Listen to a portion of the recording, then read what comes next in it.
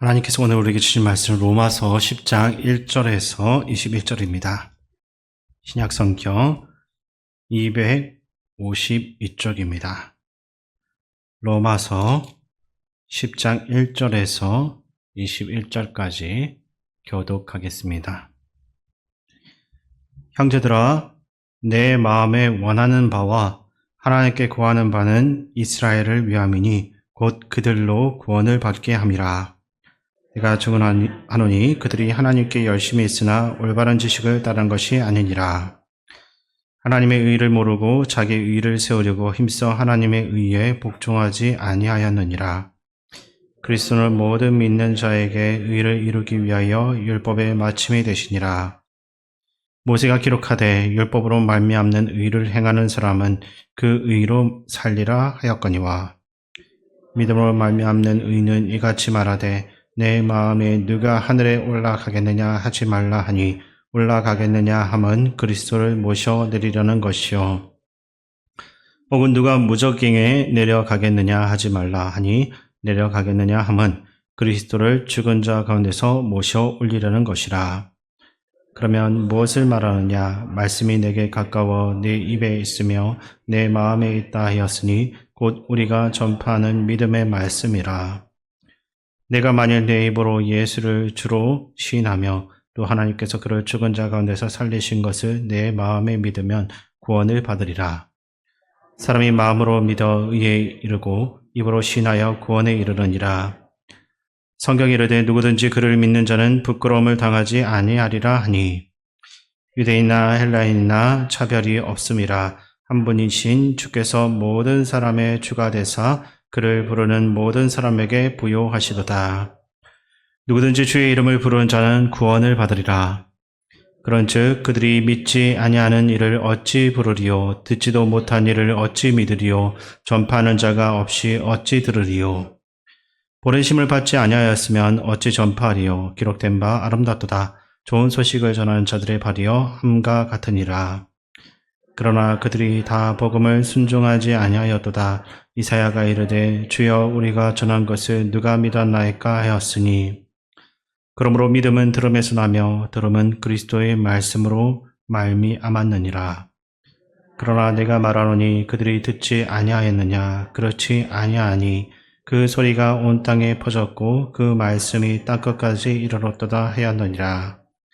그러나 내가 말하노니 이스라엘이 알지 못하였느냐? 먼저 모세가 이르되 내가 백성 아닌 자로서 너희를 시기하게 하며 미련한 백성으로서 너희를 노엽게 하리라 하였고, 이사야는 매우 담대하여 내가 나를 찾지 아니한 자들에게 찾은 바 되고 내게 묻지 아니한 자들에게 나타나노라 말하였고, 이스라엘에 대하여 이르되 순종하지 아니하고 거슬러 말하는 백성에게 내가 종일 내 손을 벌렸노라 하였느니라.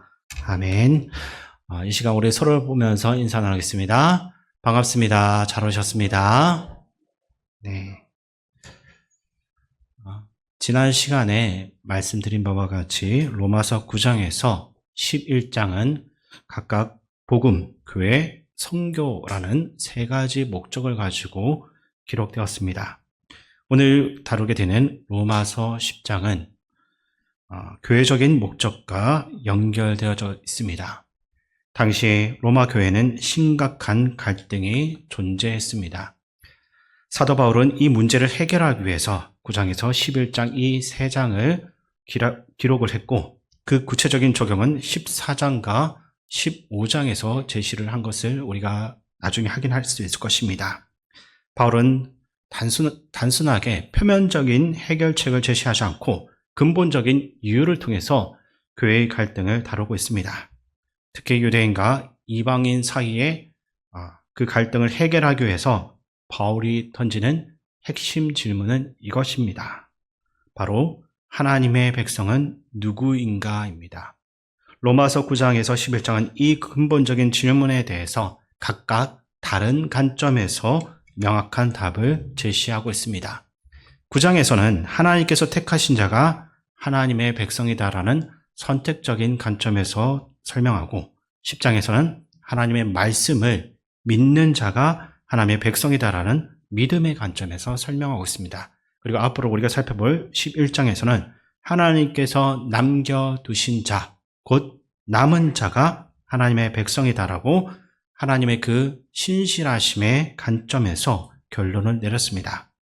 이 세 가지 답변은 서로 결코 모순되지 않고 오히려 하나님의 백성을 더 넓고 균형 있게 이해할 수 있도록 도와주는 것입니다. 즉 바울은 이 문제를 철저히 하나님 중심으로 접근하고 있습니다. 택하신 자, 말씀을 믿는 자, 남은 자 모두 하나님께서 주권적으로 이루신 일이다라는 것입니다. 그러므로 만약 우리 교회 안에 문제가 생길 때는 언제나 하나님 중심으로 문제를 바라볼 수 있어야 됩니다. 그렇게 할 때 모든 교회의 갈등이 온전히 해결될 수가 있기 때문입니다. 얼마 전에 헬스와 관련된 책에서 이런 글을 본 적이 있습니다. 근육과 지방을 구분하는 쉬운 방법이 있다. 흔들리면 지방이고 안 흔들리면 근육이다. 그 명언을 읽고 또 제 배를 보면서 나는 지방 덩어리구나 하고 혼자 웃어본 적이 있습니다. 근데 곰곰이 생각해 보니까 교회도 마찬가지라는 생각이 들었습니다. 교회마다 문제가 있고 어려움이 있지만 그 문제 앞에서 흔들리면 지방질의 교회가 되고 흔들리지 않으면 근육질의 튼튼한 건강한 교회가 되는 것입니다. 문제를 만날 때마다 하나님 중심으로 접근하실 수 있기를 바랍니다. 그럴 때 흔들리지 않고 문제를 이겨내며 은혜의 자리를 계속해서 걸어갈 수가 있는 것입니다. 지난주에 살펴본 로마서 9장은 하나님의 관점에서 하나님께서 택하신 자가 하나님의 백성이다라는 것을 강조했습니다.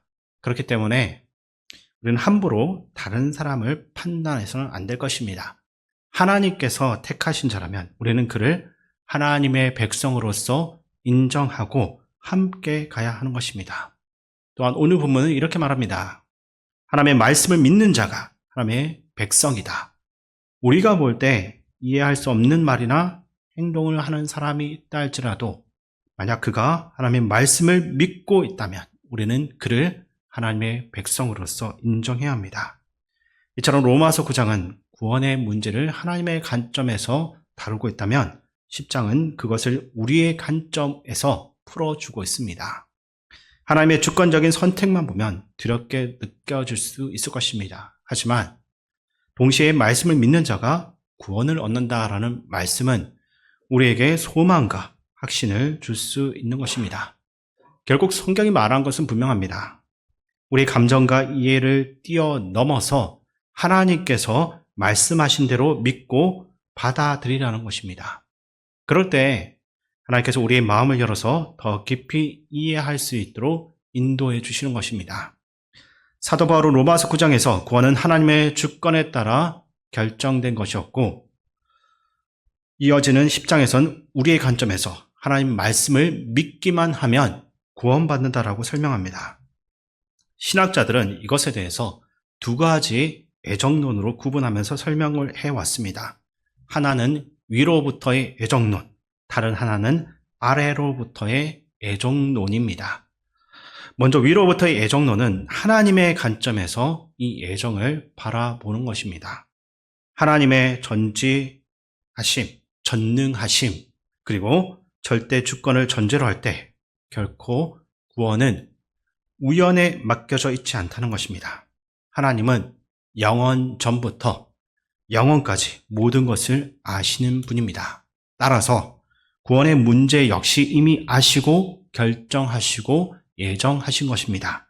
로마서 9장과 에베소서 1장은 바로 이러한 관점에서 애정에 대해서 설명하고 있는 것입니다.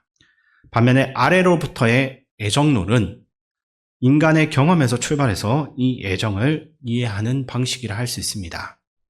바울 자신도 내가 어떻게 예수님을 믿게 되었는가라는 것을 돌아볼 때 그 답을 자신 안에서는 찾을 수 없었습니다.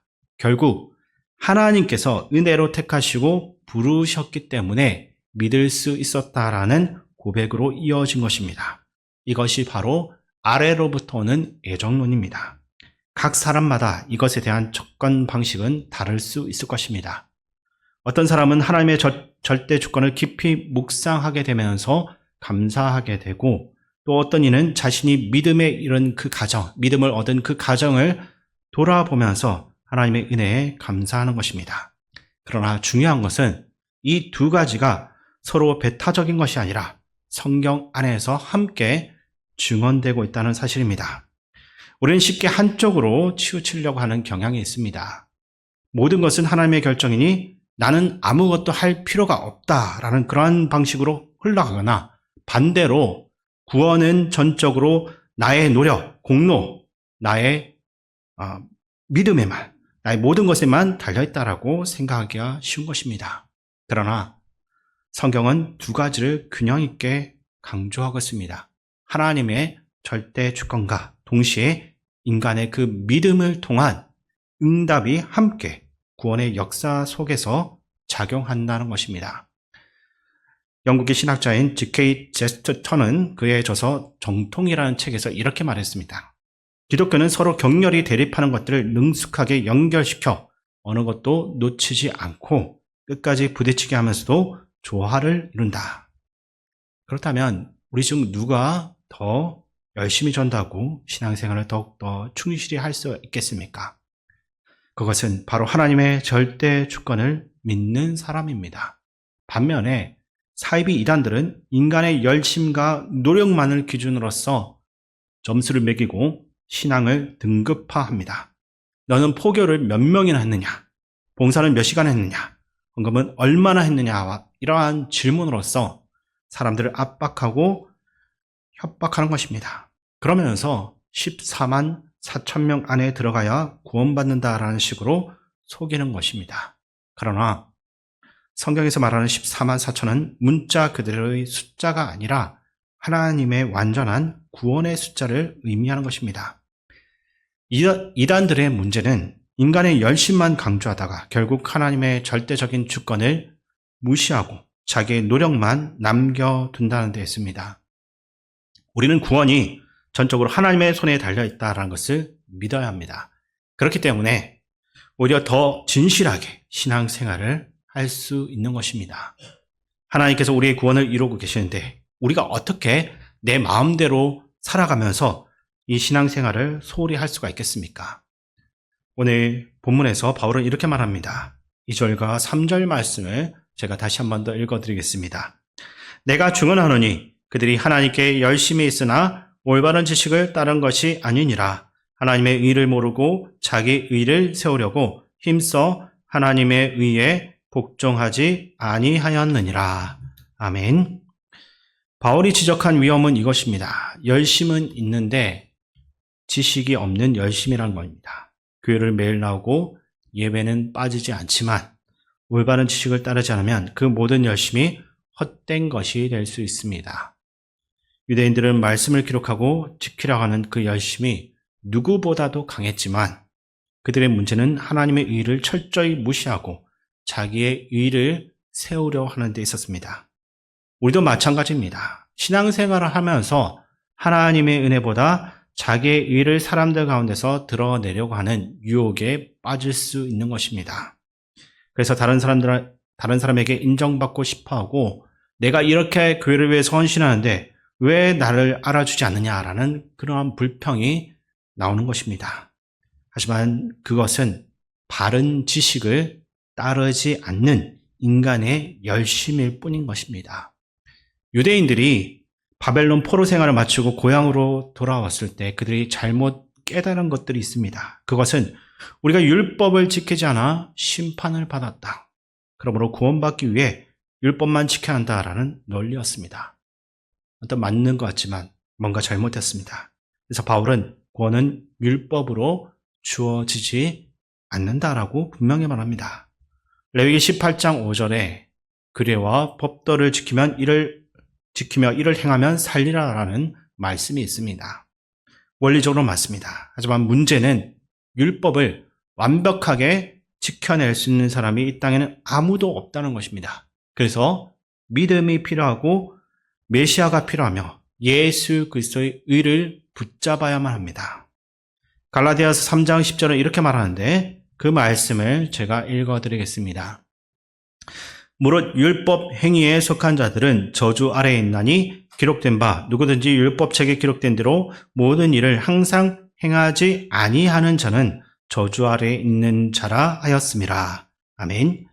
결국 율법을 통해서 사람은 구원받을 수가 없기에 하나님께서 믿음의 길을 허락하셨습니다.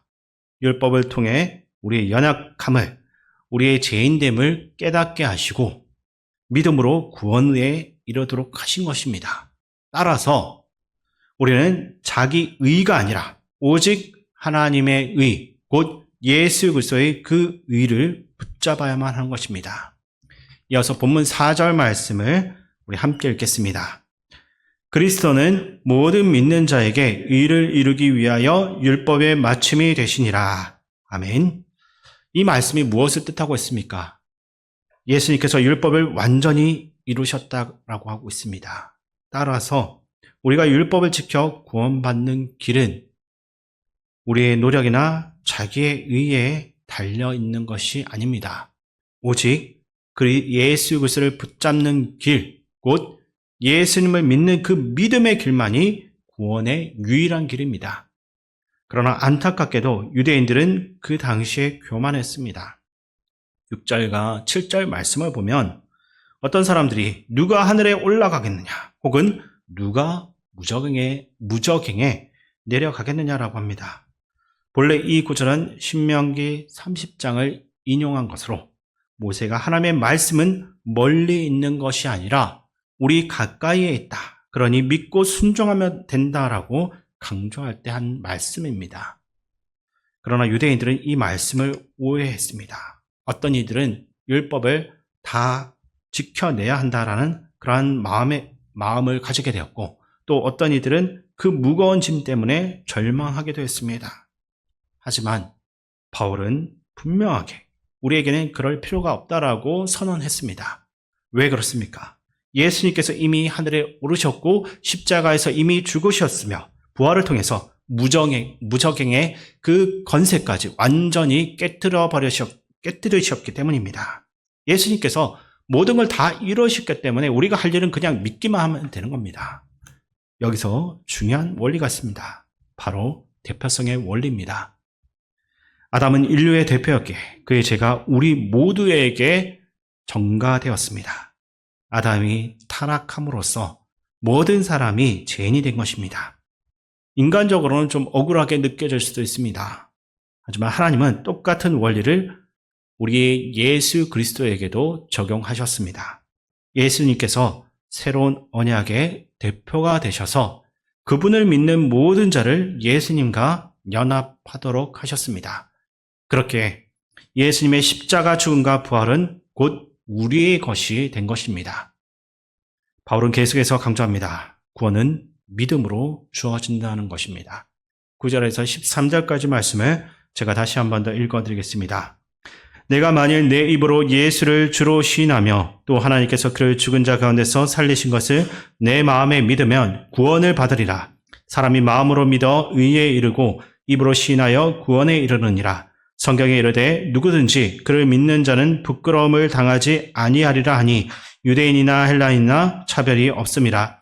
한 분이신 주께서 모든 사람의 주가 되사 그를 부르는 모든 사람에게 부요하시도다. 누구든지 주의 이름을 부르는 자는 구원을 받으리라. 아멘.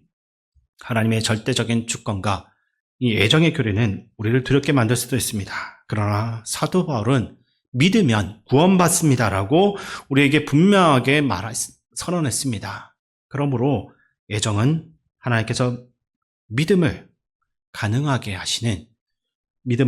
하시도록 주신 은혜라 할 수 있습니다. 주후 5세기 교부였던 어거스틴도 이렇게 말했습니다.